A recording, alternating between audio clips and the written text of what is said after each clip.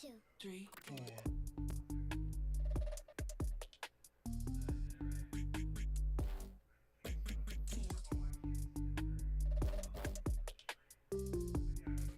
Hello, sports fans, and welcome to Monday Night Quarterbacks here at KPAO Studio. My name is Anthony Gianelli. I'm Xander Munson. And today we're going to go ahead and start it off in here because we live in Omaha, and guess what's in town? College World Series. So, might as well get to that. So, if you want to go ahead and play the tape.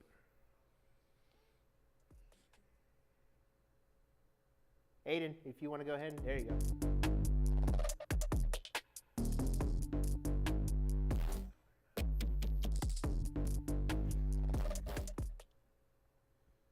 So we got College World Series going in. Oh, before we do get further in, if you want to go ahead and call with your opinions and all that stuff and see if you want to join in on the show, your number is right there. So that way you can join in on the show. All right. Yeah. I will go ahead and say right off the bat, we had a historic moment earlier today. Arkansas played Murray State.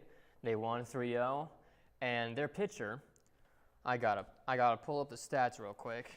Their pitcher, Gabe Wood, made history earlier today against Murray State, throwing a no-hitter for the third time in the College World Series in its history, throwing 19 strikeouts. The last time this was done was 1960. Wow. It's basically when Rosenblatt Stadium was still up, basically. Yes. The first time this happened was in 1950. It was Jim Ehrler from Texas who threw 14 strikeouts against a team I'd never heard of before. The Tufts Jumbos. The Tufts Jumbos is, huh? That's what I said when I first I'm gonna have saw to look that up. Then what? I never heard that. Yeah, I had to do some digging because I had to figure it out. But Right. yeah, so first no-hitter ever thrown in the College World Series was by Jim Ehrler, and then 10 years later in 1960. The second one was thrown by Oklahoma State's Jim Wixon as they beat North Carolina. I wasn't able to find the strikeout number, but having two in the span of, a decade, Yeah. and then 65-year streak, and it's finally broken by a historic game. Just unbelievable numbers, unbelievable game. Congrats right there. But Hey, anyway, the rest of the College World Series has been going very well. Yep. I know Arizona has been knocked out yesterday. I know, other than that, Arizona and Murray State has Yeah, been Arizona out. played Louisville yesterday. Me and my buddy actually went to that game. Nice. It was hot, but it was a very good game. It was a lot. There was a couple hits first, couple of innings. One home run, which was very nice to see. But very good ball up until about the bottom of the 8th inning when one of Arizona's closing pitchers, which had stats that one of the greatest stat lines I've ever seen. Entering the game, he was 5-0, giving up a 1.25 ERA with a 49-14 strikeout to walk ratio. Wow. Granted, he came into the game with bases loaded, no outs. I will give him the benefit of the doubt right there. However, they did choke a 3-run lead, I think. Oh. Yeah. I don't know if it was 3 runs, but they choked the lead, and Louisville had a 6-run inning to win the game. Right. So, they at least get to move on. Yes. Is it a next elimination game they're going up against? I don't know. So Arkansas was in the elimination bracket. Yep. They beat Murray State, so Murray State is going home. Yep. There's another team playing tonight, but it's not an actual elimination game. It's called a double elimination game. Yes. I UCLA, believe, LSU. Yep, that's what I was about to say. Yep, LSU's been doing pretty good so far from what I've seen. UCLA, same thing from what I've seen. From all those teams there, who do you think is going to win it out? I really like Coastal Carolina. I agree. Coastal Carolina has been looking really good. Yeah, they're on, I think, a 24. Might get the number wrong here. It's either a 25-game winning streak or it's a 14-game winning streak. But they're on a sizable winning streak right now, and they look really good. They have one of the best catchers in college right now. Nice. He is one of the best framers I've ever seen. He can take a pitch from way outside the zone and get that into a strike in the smoothest motion I've ever seen, and he's up there with some of the best. That's really nice. You can also tell like he's probably gonna get like drafted really good as well. Oh in yeah, the for MLB. sure. Yeah. Which the pitcher, he was like mock draft a first round pick.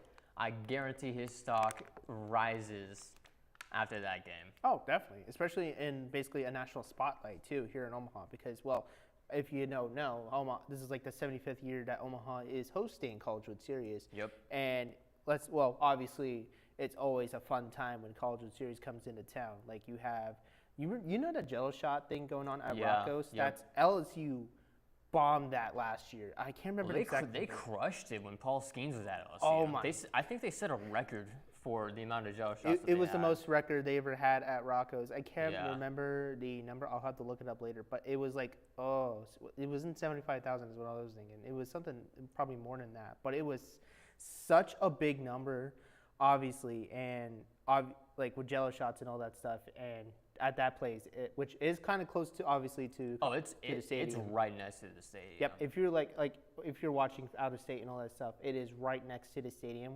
Rocco's, and of course they all the fans like that watch their teams there. They always go there because well, Jello shots, why not?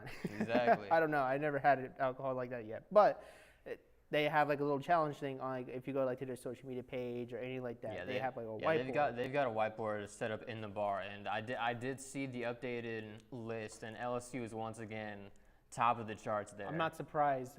Would you imagine if they beat their record from last year? There are two teams I can imagine beating that record: LSU, Creighton and Nebraska. True, which both of them unfortunately aren't in. Hey, if they ever made it, I guarantee a record's getting set. They almost did, though. I remember we were talking about it a couple of weeks back that Creighton and Nebraska were in the running to possibly make College World Series. Unfortunately, they both did not make it. Yep. Creighton did lose to Arkansas, which Arkansas is now in. Nebraska lost to Oklahoma, and well, Oklahoma didn't make it to College World Series. Hey, we don't talk about that one. Yeah, I just realized that's a low light on our program. I just realized. Don't look at the score. Just don't. But seeing both of those teams getting so close, especially Creighton, which by the way, Creighton plays in Charles Schwab Field, which is where College World Series is played. That would have been epic, to be fair. That and the Big Ten tournament for the past 2 years has been played at Charles Schwab, which Nebraska is part of as well. So yes, which we've won back-to-back times. There you go. There's a stat that Nebraska is undefeated in the Big Ten tournament when it's held at Charles Schwab. Well, at least we're doing good at baseball for right now. Hey, at least we got that home field advantage. True. It's like, it's in state, and it's like an hour away from Lincoln. It's just an hour away from Lincoln. You just make a quick little drive over. Yeah, and you got plenty of Husker fans who live in Omaha as well, too. So it's you got them J-Skers. There you go. Oh, yeah, I've seen that before, like where they've had like flags, like you had like a Creighton on one part of the flag and then like Huskers on another part of the flag. Yeah. I've seen that. Which it's real interesting when basketball season comes around. Especially if UNO, because UNO is part of Division I basketball too. Yeah. And there's been plenty of times where that's been part of that as well. Even baseball too. Yeah.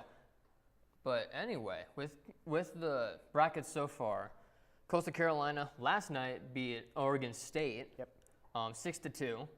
And tonight we've got UCLA, LSU, which is set for first pitch is at 7 o'clock. So don't miss it. Do not miss it. It's on ESPN2 and ESPN Plus. There you go. It'll be a good game. And then tomorrow at 2 o'clock, we've got Oregon State, Louisville. Ooh. It's shaping up to be pretty good so far. Like you said, Coastal Carolina, I could see him winning it. But apart from that, either Arkansas, LSU, I think will top out as well, in my opinion. But, I mean, it's not like LSU. Well, LSU won it last year, did they, if I remember correctly? I think they won 23. Because that was the year Paul Skeens was there. Yeah, that's right. I'm thinking wrong. Okay. Yeah, because Texas A&M won it last year. Oh, that's right. And they didn't make it this year. Oh, yeah, that's right. They didn't even make the tournament. I got my years mixed up, man. But, yeah, Texas A&M became the first team to win the World Series one year, and then the following year not even make the tournament. Oh, I had no idea. Huh. Yeah, but we've got a good bracket so far. Honestly, just with the little bit of that I've seen, I would love to see a Coastal Carolina-Arkansas national championship. That would be nice. Just for the fun of the game, especially because Coastal Carolina, they are not like your usual blue blood school that you would think of. Oh, yeah. But they've been so dominant in the past couple of years in baseball. There's a clip of their head coach coming into this tournament in their pre-tournament press conference, and he's just talking about because people are calling it a Cinderella run. Yeah. And he's up there saying this isn't a Cinderella run. We are one of the top teams to be in this tournament. We are one of the best programs, in the past couple of years. Yeah. Like we're up there with the Blue Bloods. Right, because and Coastal Carolina is not to be trifled with or be underrated as well. Because and we're gonna go into football. If you remember a couple of years back, say around COVID, I think it was, or something like that. Coastal Carolina was really good at football those last couple of years. I was just talking about this to my buddy. 2020, the game that I remember vividly was Coastal Carolina BYU. Oh, I was actually thinking about that one too. Yeah, got Zach Wilson versus Grayson McCall. Zach Wilson did not have a great game that day. No. Do you remember when he threw the interception? Mm-hmm. He's looking at it, and then the defensive lineman just comes up and just bah! Oh, just absolutely. And you had those, I think it was like two corners or safeties bullying him too. Oh, yeah. He was just getting wrestled down to the ground, not even attempting to make a play on the ball or anything. He was just worried about the QB.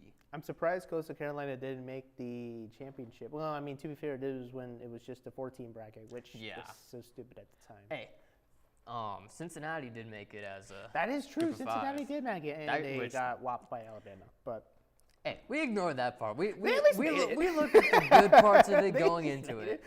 Hey, you got Desmond Ritter, Sauce Gardner. Oh, it was that squad. That was a good team too. It was a good team. I mean, hey, at least got it was 12 teams. Is it 14 teams now? I thought they're talking about a 14-team bracket. Well, I'll have to get deeper into that when we go to the podcast, which make sure you watch that later on as well. But yeah, for right now, it's 12 teams. I know they're talking. I know the committee and the NCAA is talking about the different scenarios, different brackets, which I think the 12-team playoff is good in a sense because it gives more teams. Yes, your stereotypical complainers in college football, the Lane Kiffins in the world, all those SEC teams that like to complain about, strength of schedule, losses.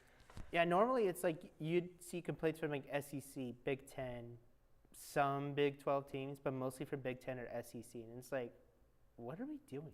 Which the Big Ten and SEC are the ones that want to get it more expanded. Which doesn't make sense. Like, it should be like how, say, an NFL playoff goes. Like, if you're at, have the amount of wins that you need and where your seed is at, you should be able to get a college football playoff eligibility. Yeah. But not how favorable the team is, which doesn't make sense. Exactly, or how popular your conference is. Yeah, which doesn't make. Which again, we'll go more over this in the podcast once we're done with this. So, but yeah, that's actually a good topic to start off once we're done with this.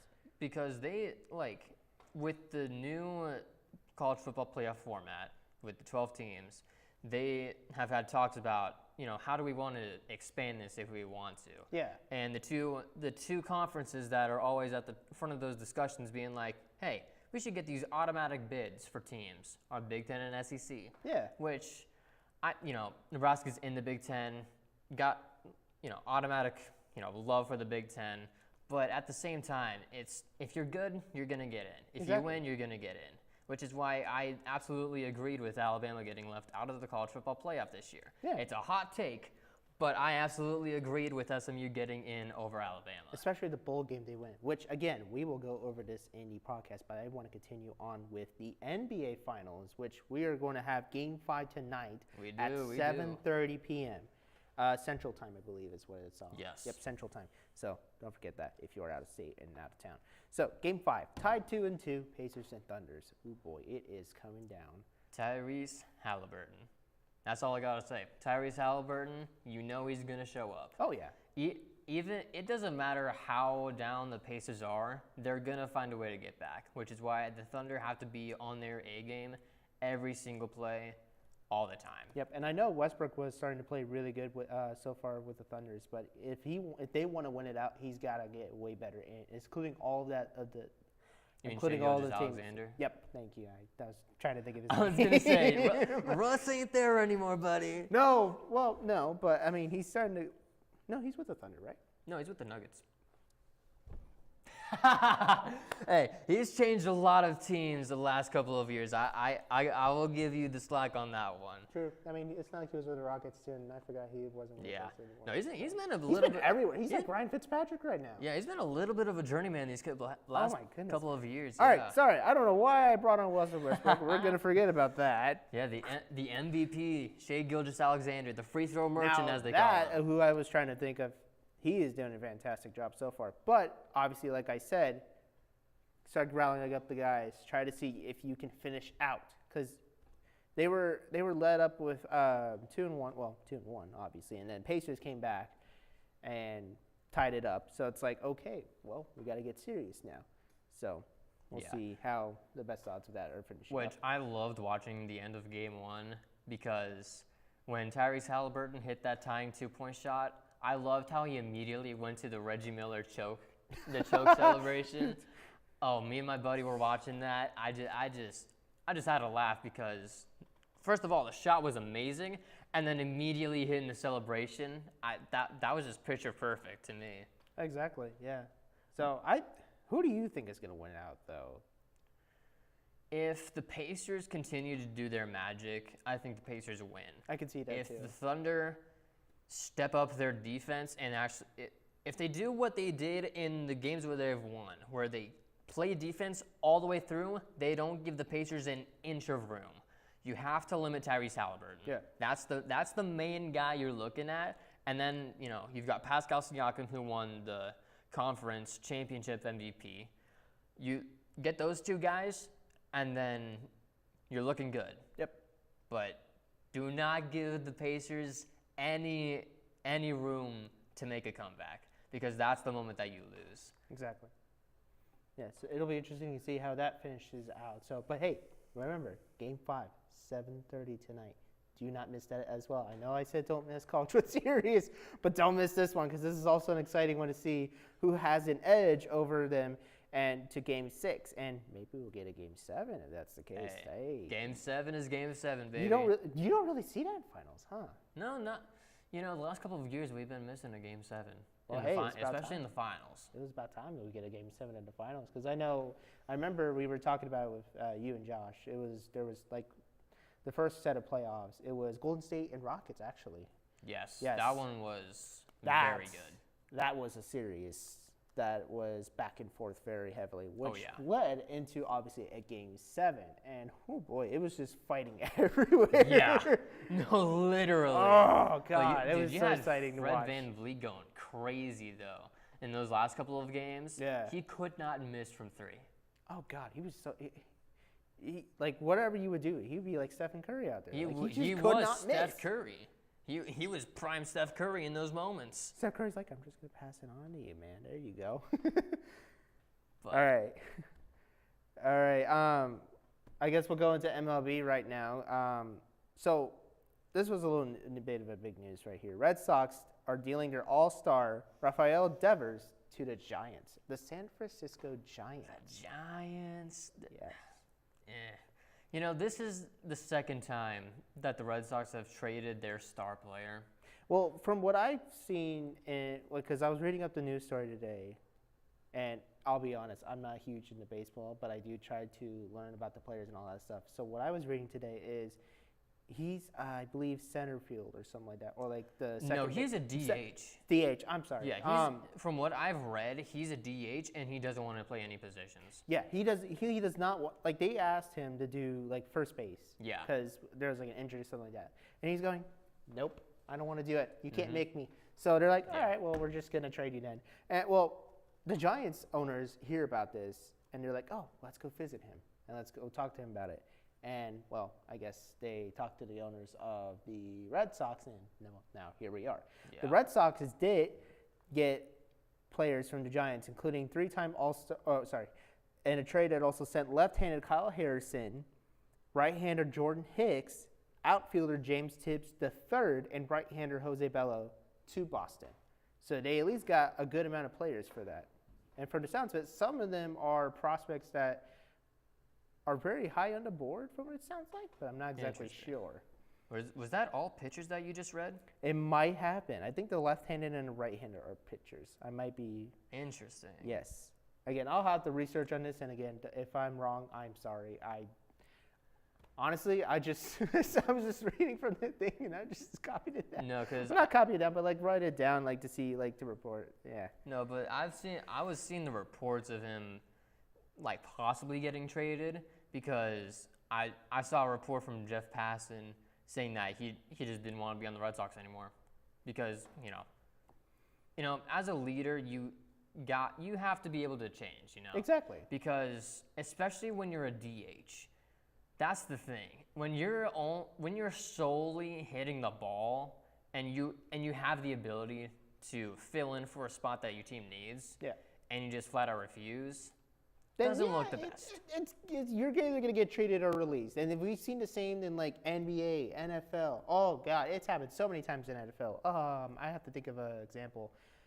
Well, you know what? Might as well go for Antonio Brown. You remember when he got traded to – which, obviously, if you watch the news, I'm not going to say it here, but, I mean, if you want, I'll say it in the podcast, he's in some trouble again, which, honestly, I'm not surprised at this It's point. Antonio Brown. Yeah. Post-CTE.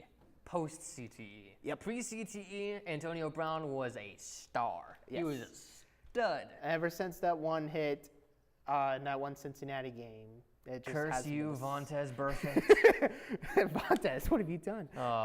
No, so what I was trying to say was when he got traded to the Raiders back, what was it, 2019, 2020? 2019, yeah, actually. 2019, yep. Because I remember Madden 20, Oh, he yes. was on the Raiders, yeah. And didn't even make it that far into preseason. No, because he was on the Raiders for training camp and partially preseason. He was even on Hard Knocks preseason, like Hard Knocks training camp for the Raiders.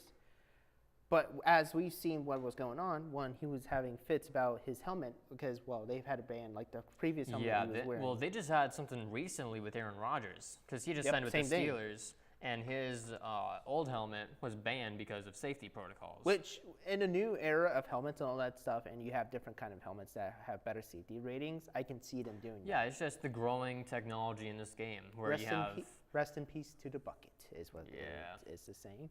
So, but with Antonio Brown, he was having fit after fit about it, and he was trying different helmets, but he just kept having a fit about it, and he was causing like social media outbursts and all that stuff, which led to him being released before even the season started. And I know he signed on for about almost 2 weeks with the Patriots with Tom I was just Brady. going to say, wasn't he on the Patriots for a little bit? And Yep, then, and then got released again. yeah, but then he went to the Buccaneers. That which was is where, he did wait a year because I Okay. guess it was until Tom Brady waited until he was with the Bucks, and then like Yeah, he did yep. sign on with them, and he was able to. Well, We got a call. about time. Monday Night Quarterback, Anthony speaking. Who am I speaking with? Hi, I was just wondering, there's a jersey in behind you guys, the 42. Who does that belong to? Yes, ma'am. What did you ask again? I'm sorry? What did you ask about the jersey? Who does it belong to? So the jersey right here, it actually belongs to me. I went to Bellevue West High School, and that is the jersey that I actually wore in a game. Now, I'm gonna be honest here. I wasn't that great in high school, but at least At least he's honest. I am honest. Why do you think I'm here right now? But I did at least get to wear it in a game, and I at least did get to play some games in it as well. So, and I got the opportunity to get it, and now I have it sitting right there. Well, that's awesome. Thank you so much. You're welcome. I'm glad to answer your question. Bye-bye. Bye. Well, there you go. There's your answer about the jersey. Hey, I will say, Bellevue West football, they've had a good couple of years recently. You got, Danny Kaelin. You got 2 wide receivers. I can't remember their names off the top of my head. Unfortunately, I can't remember either. I don't think they're in Nebraska still. I know Danny. David Hall. David Hall, yes. And the other one, I can't possibly remember. And guys, if you're watching this, I'm sorry. I can't remember. I was suck at names. No, what I thought was funny about that, though, is that So those three players, all 3 stars out of Nebraska, they all signed with Nebraska. Yes, in the I was in hopeful. the recruiting class. So I was hoping Danny would get a chance to start and before Dylan Raiola got to Yeah, Nebraska. obviously. But I know Danny almost went to Missouri, but then Yeah, he was originally committed to Mizzou and then flipped his commitment to Nebraska. Yep. Redshirted Now- his first year, and now he's at Virginia. which I have a feeling he's going to start with how well he's doing so far. Sounds like in. I will say they do have a really good transfer QB from North Texas. Oh, so they might have to go with him first then. Yeah, because he's a redshirt senior. Oh. Yeah. Oh, so they might go. Well, I mean, if that means Danny has to sit out one more year, and hopefully he gets to start at some point, because he has the skill to do it, and from what I've seen, both practice and games and all that stuff, then Well, yeah. Then he was also an Elite 11 quarterback Oh, yeah. coming out of high school. So Yeah, he's same thing. obviously got the talent. Yeah, and I'm gonna say about some of the guys that I played with who, like, say, like the 2019 team. Like, you remember that team that went out to win state and all that stuff. Yeah, that, yeah. Which I was part of that, to be fair. Quarterback who is also at Lindenwood right now. His journey is a little bit interesting. Nate Glantz. Yes, he was quarterback for Iowa Western Yes. for a little bit. He has passing. I think he has the career passing yards record for us, for our football team. Yep. So yeah, he went to Iowa Western for about like 2 years. He won the championship, if I remember correctly. I think if I remember correctly, I can't quite remember. It was before and yes, if you're asking, we both went to Iowa Western, and this was before I went to Iowa Western. I graduated back in 22 in Bellevue West. He graduated 2019 because that was his senior year. Okay. Because it was interesting because he went to Millard West before he transferred to Bellevue West. Really? I Yes. did not know that. And and I remember this story that we were told about. So apparently there was I think it was like another quarterback or 2 other quarterbacks that he was competing with, and obviously he was way better than them from what it sounded like. The coach literally and he was almost going into senior year, and the coach was like, "No, you're not starting." And he's like, "All right, I'm just going to transfer to Bellevue West." Guess when we met up Millard West? In the championship game? No, that was Oh. Westside. It was the game before the championship. Okay. And if I remember right, we pretty much, it wasn't a big beating down, basically, but we did beat them and all that stuff pretty much at their place, mind you. Well, technically Millard South's place, but we all know Yeah. they both play the same place. But we beat them at their own place, and that punched us to the championship game, and we. Yeah, and you get to play at good old Memorial Stadium for the Oh, championship. I'll say this real quick, and we got a minute left, so I might as well finish up like this. It was pretty cool to see Memorial Stadium. Now, we were in the away locker room, so it wasn't fancy like the home locker room like Westside got. Yeah. However, we were pretty pumped up and all that stuff, so we were happy anyways, and we got to go on the field, big field, obviously. Oh, yeah. Yep, and it was cold, snow, of course, so it was cold. Hey, that's football weather for you, baby. My family was there, and they had and it was just cold for them too. But no, it was a fun game just watching it. I almost got to play in it, but unfortunately I did not get to. But at least experiencing that, it was pretty cool though. But my message is to this for any players who don't start and all that. If you're not starting and all that, please at least enjoy and work hard. That's all. That's all I have to say. That's what I did. All right. Well, with that, we will wrap up the show. Once again, I'm Xander Munson. And I'm Anthony Gianelli. Thank you so much. Goodbye.